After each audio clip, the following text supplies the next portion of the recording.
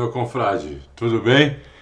Depois de aí umas fériasinhas que eu tirei para ver meu filho e minha neta na Alemanha, inclusive eu gravei um vídeo lá do museu da BMW. Quem quiser ver tá na lista, inclusive aqui, ficou bem legal, achei.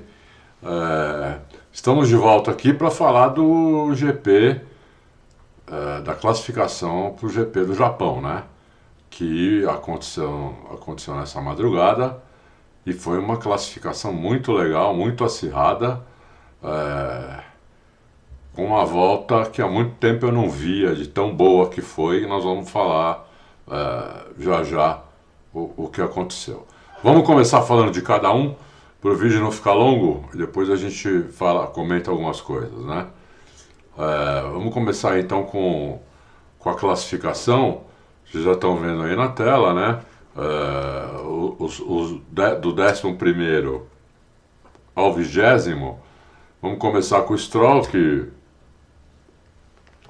francamente foi bem mal, né? Confesso que não sei direito o que aconteceu, né? Foi duro para mim assistir isso, inclusive hoje, porque estou com um jet lag tremendo aqui, né? Lá na Europa são 5 horas na frente. Então tá difícil aqui para entender, para hora de dormir, hora de acordar, hora de comer, tá bem difícil o negócio aqui. Mas o Stroll teve algum problema também, né? E foi muito mal, acabou ficando em último. E em penúltimo ficou o Jack Durham da Renault, que já tinha dado uma panca forte ontem, né? No treino livre. Ele perdeu o primeiro treino livre, porque colocaram outro piloto lá, um japonês que não tem nenhuma chance de ir para a Fórmula 1, né? Colocaram lá porque ele pagou para andar, né? Essa é a verdade, não foi ele, né? Foi o patrocinador, pagou para andar. E no segundo treino livre, o Jack Durham deu uma panca, esqueceu de desligar o DRS, foi para o muro, destruiu o carro, ficou sem treino, numa pista técnica como a de Suzuka, uma pista muito difícil, mas provavelmente a pista mais difícil da Fórmula 1, uma pista das antigas, uma pista estreita, muita curva para todos os lados, de todos os tipos, alta velocidade, média, baixa, tem tudo em Suzuka. Jack Durham realmente não conseguiu fazer nada, mas foi muito prejudicado nos treinos livres. Aí o Ocon também não foi bem. Depois nós vamos ver o companheiro de equipe dele, e daí nós vamos ver porque ele não foi bem. E aí nós temos em 17º o Gabriel, o Bortoleto, né? Com um tempo muito próximo aí do Nico Hülkenberg, um décimo de diferença. Muito boa a volta do Gabriel também, porque o Nico Hülkenberg é um baita piloto de classificação, né? Muito bom piloto também de corrida, mas a especialidade dele sempre foi classificação. Então foi bem o Bortoleto. Aí temos o Yuki Tsunoda em 15º, melhor do que foi o Lawson, ainda mais contando que o Yuki Tsunoda, como o Lawson fez pré-temporada, fez 2 corridas, fez todos os treinos livres dessas 2 corridas. Então o Lawson tinha uma experiência gigante já com esse carro em relação ao Tsunoda, né? Não tinha nenhuma experiência. Foi colocado lá para fazer essa corrida, para fazer o resto do ano, mas nunca tinha andado no carro. Andou no simulador. Ele falou que não condiz com o carro, né? É uma coisa que o Verstappen já vem dizendo há algum tempo, né? Mas o Verstappen está mais do que acostumado com esse carro. A carreira do Verstappen na Red Bull, desde que ele chegou na Fórmula 1, né? E desde 2022, com esse regulamento novo, ele conhece o carro de cabo a rabo, não tem nem comparação. Então, o que não dá para dizer que ele foi mal, né? Dizer que dá aí umas corridas para ele poder tirar um pouco mais do carro. Um carro difícil de pilotar, um carro que nós vamos falar quando chegar na vez do Vespa. Depois o Liam Lawson, que acabou ficando na frente do Vespa, com uma RB, que é um carro mais fácil de pilotar do que do que a Red Bull, né? Então o Lawson conseguiu um tempo razoável aí, não muito bem também, porque perdeu de um novato, né? Leon Lawson, o cara que eu falei desde o começo, arrogante, né? Muito arrogantezinho, né? E acabou se dando muito mal. Nunca tinha visto isso. Um cara, depois de 2 corridas, ser demitido e ser rebaixado para a equipe B. Eu nunca tinha visto isso antes. Aí o Alonso, que também não fez nada, 13º, um tempinho ruim. A Aston Martin realmente está mal, né? O Alonso, apesar da idade, tem condição de muito melhor que isso, mas o carro está limitando, né? Então não dá para dizer que isso aí foi um problema do Alonso, mais um problema do carro. Aí o Sainz está se acostumando lá na Williams, né? É um carro totalmente diferente da Ferrari que ele estava acostumado. Vamos dar mais um tempinho, mas a Williams já melhorou muito com o Sainz, com os insights do Sainz, né?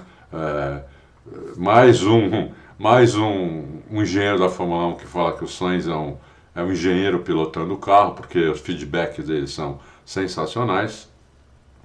E o companheiro de equipe dele, que nós vamos chegar já nele, está se aproveitando disso. E aí o Gasly com a Alpine em 11º, Alpine é mais ou menos isso que pode fazer, né? Foi uma boa volta do Gasly, inclusive. Mas não deu para fazer melhor que isso. Podia ser um pouquinho melhor. O Gasly cometeu algum overdrive aqui e ali, né, que tirou um pouquinho do tempo dele, mas não foi uma volta ruim, foi uma volta boa, e que você vê que o piloto está um pouco desesperado para ir mais para frente. O que é muito ruim, porque quando o piloto está um pouco desesperado, é aí que ele começa a cometer overdrive. Overdrive é guiar mais do que o carro pode, né? E aí você começa a andar um pouquinho de lado em algumas curvas, em algumas saídas de curvas, algumas freadas muito dentro, então você faz aquele... Entra muito forte, né? Eu ia falar em inglês, mas você entra muito forte na curva e acaba saindo lento dela, entendeu? Então aconteceu isso com o Gasly algumas vezes. Aí vamos falar dos 10 primeiros, né? Oliver Berman muito bem com a Haas, em 10º lugar, né? Haas uma equipe que não espera estar entre os 10, tá, e por que 3, né? Tem esperanças de ir, mas assim, realisticamente, né? Não é a posição dele, então foi muito bem o Berman. Aí o Albon, que está se beneficiando, né, do feedback do Sainz, está indo bem também, 9º lugar. E aí o Hamilton, que não foi bem, 8º lugar. Vi a volta do Hamilton no Q3, as 2 voltas dele, e ele cometeu erro nas 2 voltas, né? Inclusive na segunda volta ele cometeu um erro na curva 9, que é aquela curva que antecede ali a ponte, né? Eles passam por baixo, ali onde a pista se cruza. A pista é uma curva onde todo mundo estava errando. O Hamilton acelerou um pouquinho antes lá e perdeu a traseira ali e matou a volta dele, né? Matou totalmente a volta dele. Perdeu uns 3 décimos só nesse erro. E ele teve outro menor também. Aí o Hadjar, tá indo bem o Hadjar, eu gosto do Hadjar. Ele foi um adversário do Bortoleto, né, na Fórmula 2, mas o Hadjar eu gosto dele. O Hadjar é um bom piloto, o Hadjar é muito concentrado, gente boa, eu gosto muito do Hadjar. E foi muito bem também, com o 7º lugar aí, colocando a RB em 7º lugar, né? Muito bom, o cara é um novato, só a 3ª corrida dele. Muito bom o Hadjar mesmo. Aí o Antonelli em 4º, 2 décimos atrás do Russell, né? A Mercedes errou na estratégia aí dos dois, porque a pista tinha esfriado, então a volta que eles dão, que antecede a volta rápida, tem que ser uma volta que esquenta mais os pneus, para o pneu estar na temperatura certa na volta rápida. Por incrível que pareça, isso é combinado com a equipe antes do piloto. Agora o piloto vai sair para a pista, né? Para dar a volta rápida. Não é o piloto que decide sozinho isso, né? na maioria dos casos. O Russell agora, como é o líder da Mercedes, ele tem que começar a decidir isso sozinho. Se ele percebe que a pista está mais fria, ele está vendo, né? Está perdendo um pouco de aderência, ele está vendo lá o termômetro, tudo, ele podia ter feito isso sozinho, mesmo que a equipe tenha mandado ele ir um pouco mais devagar do que devia. Então não aqueceu os pneus direito, não colocou na temperatura certa e acabou fazendo só um quinto lugar, que é bom quinto lugar, mas ele poderia estar mais na frente. Ele poderia, por exemplo, estar na frente do Leclerc, que fez uma boa volta, né? Cometeu um errinho só pequeno, que não comprometeu muito, ele não estaria muito melhor que isso. Talvez ele tenha perdido um décimo e meio só, mas continuaria nessa posição. Depois o Oscar Piastri e o Lando Norris, que tem o melhor carro, né, mas não fizeram valer isso e fizeram aí o Piastri em terceiro e o Norris em segundo. A diferença deles também na casa aí dos centésimos, muito pouca diferença. E eu queria falar agora da volta do Vespa, que foi uma das melhores voltas de classificação que eu vi nos últimos 10, 20 anos. Uma volta espetacular do Verstappen. Ele pode até tirar isso da tela e voltar para mim, produção, porque é o seguinte, o Verstappen, o carro não estava como ele queria, né? O Verstappen gosta de um carro mais traseiro, o carro estava um pouco dianteiro, né? Ele não estava tão dianteiro como antes, né? Como ele tinha reclamado, por exemplo, no TL3.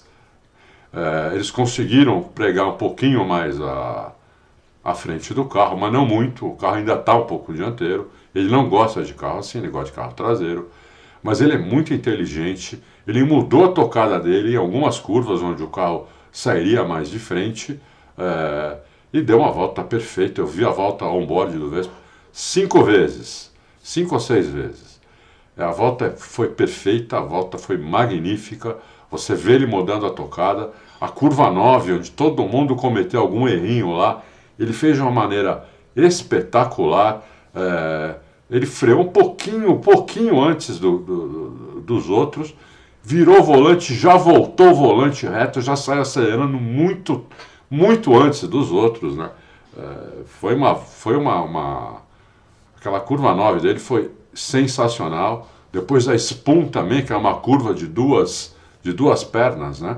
Ele fez como se fosse uma curva só. O que eu sempre achei, como eu sempre achei que os pilotos deviam fazer, mas poucos fazem, né? O Senna fazia, às vezes, quase sempre. Vi o Montoya fazer essa curva assim. Eu vi o Hamilton fazer essa curva assim uma vez, acho. E hoje eu vi o Verstappen fazer ela como se fosse uma curva só. Entendeu? Então, ele usou a primeira perna com uma tomada, a saída da segunda, a saída da primeira perna, ele usou como tomada da segunda, né? Então ele virou o volante uma vez só, para fazer as duas pernas. Ele não virou o volante, voltou e virou o volante de novo. Não. Ele na entrada da primeira perna, ele virou o volante uma vez, só que ele virou um pouco menos, então ele carregou mais velocidade, usou a saída da primeira perna para fazer a tomada para a segunda e saiu acelerando também antes dos outros. Então, está aí a explicação porque ele fez essa pole, né, que foi uma volta espetacular do Vespa. Não era para ele fazer essa pole. As duas McLaren tinham carro para fazer essa pole e o Vespa foi lá e fez isso aí. Posso dizer, eu não costumo falar isso, mas o Vespa fez essa pole no braço, porque as McLaren tinham mais carro para fazer essa pole e não fizeram. Bom, eu acho que é isso, né? A pista, não vamos nem falar da pista, a pista maravilhosa, né? A pista de Suzuka, um monte de incêndio, né? Muito seco lá, mas amanhã não deve acontecer isso, porque vai chover. Falei com o Dude mais cedo, né? Eu ainda estou com jet lag, então estou acordando cedo demais. Tá feia a situação aqui, para entrar no fuso nosso, né? No fuso do Brasil. Mas aos poucos estou conseguindo. Falei com o Dude mais cedo e ele falou que a previsão é que a corrida comece com a pista bem molhada, ainda chovendo, né, não muito, mas chovendo, previsão da Mercedes, né? E depois, mais ou menos no meio da corrida, a chuva ou para ou fica muito fininha e existe até a chance de a corrida no terço final ser com pista seca. Ou seja, aquelas corridas pode acontecer de tudo, né? Um caos, o piloto, se acontecer isso mesmo, durante a maior parte da corrida, o piloto, é a única situação que o piloto passa a ser mais importante que o carro, né? O piloto consegue fazer diferença, muito mais diferença do que ele consegue em pista seca. Então, quer dizer, a corrida promete ser um corridaço. É 1h da manhã, não é tão tarde assim, né? Então eu vou conseguir, nem que eu tenha que tomar um bule de café aí à noite, mas eu vou conseguir assistir. Porque ontem no TL3 eu dei umas pescadas, né? E não foi fácil, não. Mas eu vou conseguir assistir ao vivo, eu gosto de ver ao vivo, e amanhã a gente volta para conversar. Não esquece de deixar o like aí se gostou do vídeo, manda para os amigos e amanhã a gente conversa. Valeu? Obrigado, um abração, tchau.